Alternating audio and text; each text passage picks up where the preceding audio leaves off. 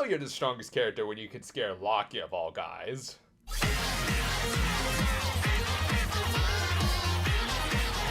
We return to this series with Shoma and Lakia being Liesel, who greeted them by laying the Monster of the Week run, as well as displaying a little bit of her power. Which, come on, how powerful could she be? I mean, sure, her dad is strong, but if we're going by like the actors' actual ages, then she's actually the youngest of the cast, so how bad could it be?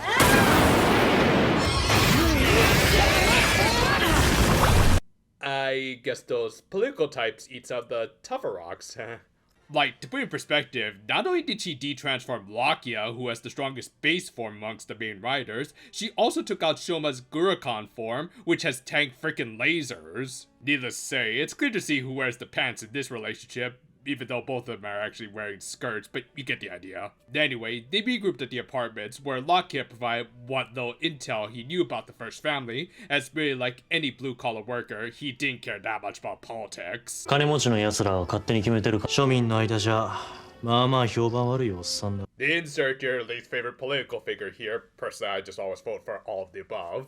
Regardless, the heroes decide to focus more on the main conflict of this week, which of course was dealing with the kidnappings of the basketball team. And since we are covering 2 episodes for this video, I'll just come out and say that this was probably the least interesting part about these episodes. Nothing bad or anything, but honestly just kind of the more typical Monster of the Week story for this series. It did have an important point that we'll get to in just a bit, but otherwise I think it's easily overshadowed by the political intrigue angle of this episode. Thus, thankfully, we cut over to basically a scene right out of Yakuza.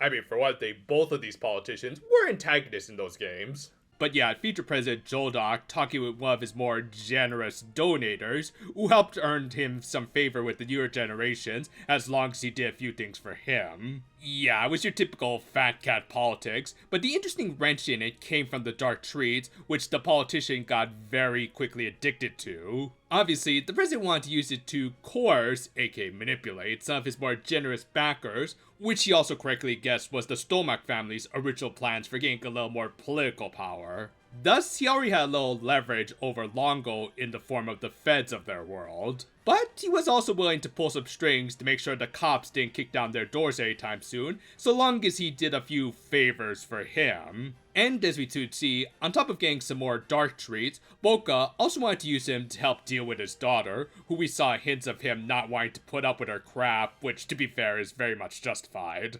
これパパにお土産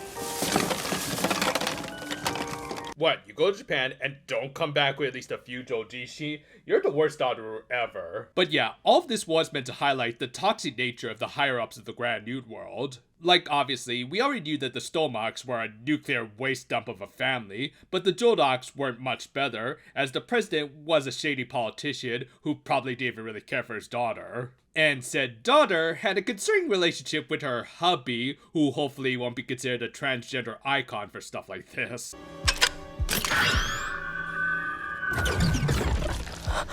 Hey Norman, I think we found a new playmate for you!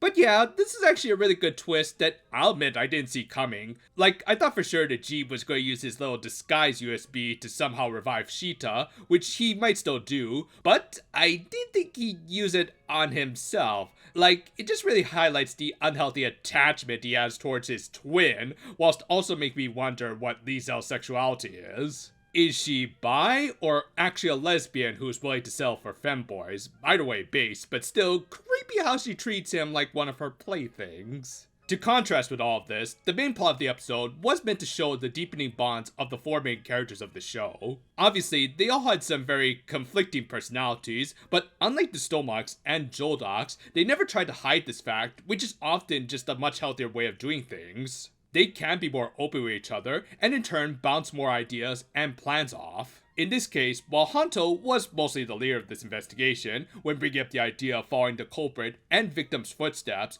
Sachika was able to use her social skills to find more clues, and Lakia was able to use his first-hand knowledge of part-timers to find the hidden human presses. Meanwhile, Shuma was mostly just the main character who was supposed to engage with the Monster of the Week, but hey, that's also an important role too. And while the episode tried to frame it like they were using good teamwork as though they were a basketball team to match up with the guys they were saving, I really do see these four more as a bit of a makeshift family that really highlights how Shoma is in a much better place than he was before the start of the series. Again, while this plotline was fairly typical for the series, with Shoma even bringing back his old ultimatum that he hasn't used in a hot minute, I will say it at least did serve an important narrative purpose. Because while this bunch of weirdos were coming together, the Stomachs were falling apart as the youngest members they had abused were undermining them. Obviously, Shoma was doing that on a weekly basis, but their second youngest in Gavv had already orchestrated a little corporate takeover, with Lizzo and him becoming the president and VP of Stoma Corp respectively,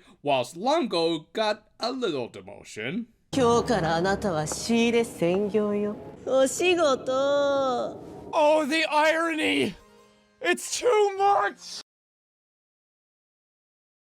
Going right into episode 31 and kind of continuing the themes of the previous episode, there was a particular pairing in this foursome that did need some more work. The wedge is a nice touch, but you're not going to be able to beat the goat.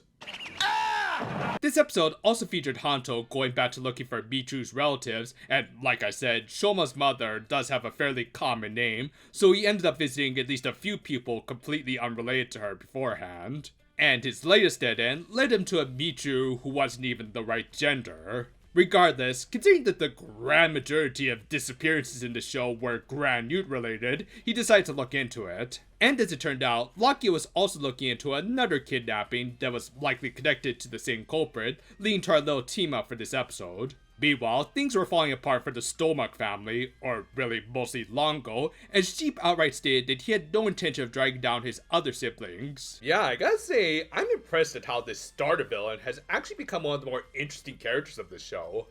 I mean, not only is it incredibly cathartic to see him be able to take down an outright bully like Lango, but I also do appreciate that he's focusing mostly on just him, showing that he's not mindlessly seeking his revenge on his whole family, even though I would argue that they were kind of complacent in leading to his sister going boom. On that note, yeah, him essentially putting on a skin suit of Shida is disturbing, but it's also an interesting new layer to his character. Meanwhile, Lucky and Hanto closed in on their suspect. わかりました。おかけになってお待ちください。 Dude, I think there's something wrong with your disguise USB because you're already looking kind of monstrous. But yeah, Hanto managed to use some rather clever detective work to get the Grand Newt to pretty much expose himself, whilst also finding evidence that he got Michu. However, this wouldn't be an awkward buddy cop adventure if one of them did screw things up.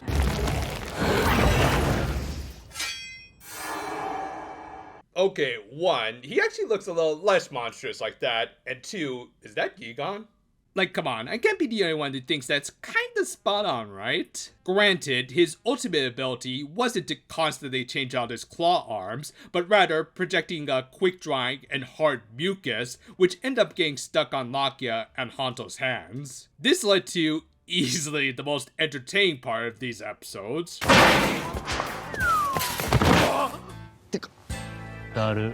Oh, I beg to differ, dude. During all of this, Shoma was developing a rapport with a candy shop owner over these two episodes, which might lead to something more significant later, perhaps related to what Hanto was doing at the beginning of this episode. Though on that note, he also had to deal with his new sister-in-law's antics, as she made things difficult for some poor antique shop owner. バトラー分からせてやりなさい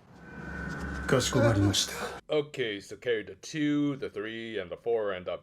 Hey, come on, Yai, I'm trying to work with you here. Meanwhile, the main pairing of this episode was still providing some comedy gold that also acted as some effective character building, as we really got to see why Lakia had it out for Hanto, which turned out to be because of his admittedly stupid actions during his little divorce arc with Shoma. And it does make a lot of sense, as Lakia really did end up growing close to Shoma over that arc by witnessing all of it, so to him, Hanto is probably still a pretty toxic friend. As a result, their following fight was also a laugh riot, from Lakia's transformation sequence almost drowning Hanto in pudding, to the two just not being able to cooperate while stuck together. Eventually though, Gigon's own attack did free them, but they just ended up getting stuck together again.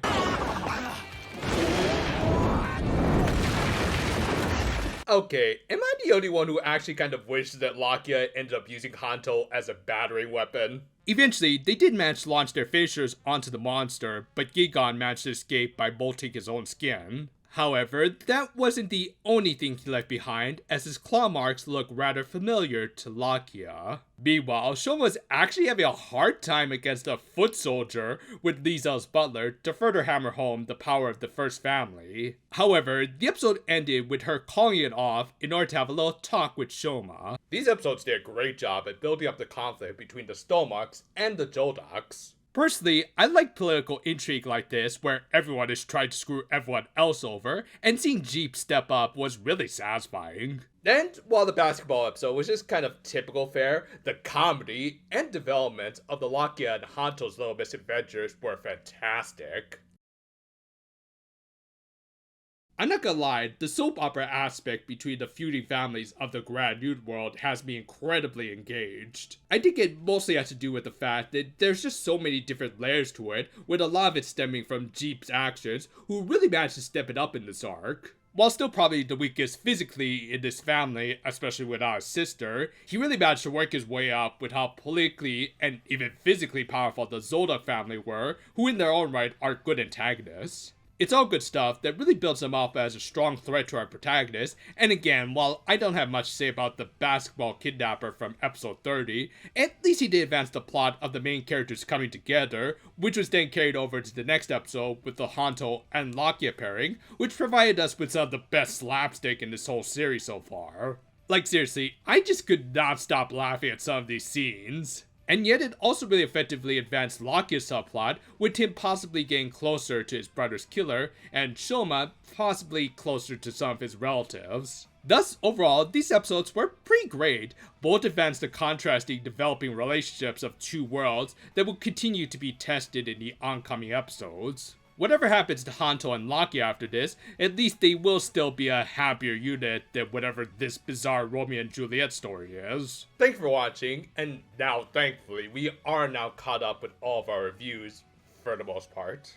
Yeah, it ended up taking us an extra day to do this, but now we are thankfully caught up and can now look forward to a weekend of even more reviews coming up. Now, unfortunately though, it does mean that we'll have to skip next Wednesday for reviews, but we'll get right back to it the following Wednesday. Still, look forward to Idol Precure on Sunday, and until then though, farewell for now my friends, and I'm not even gonna swat that fly. I hope they are watching. Yeah, good for you, dude. Now, if you excuse me, I just gotta go get a refill on your, lunch.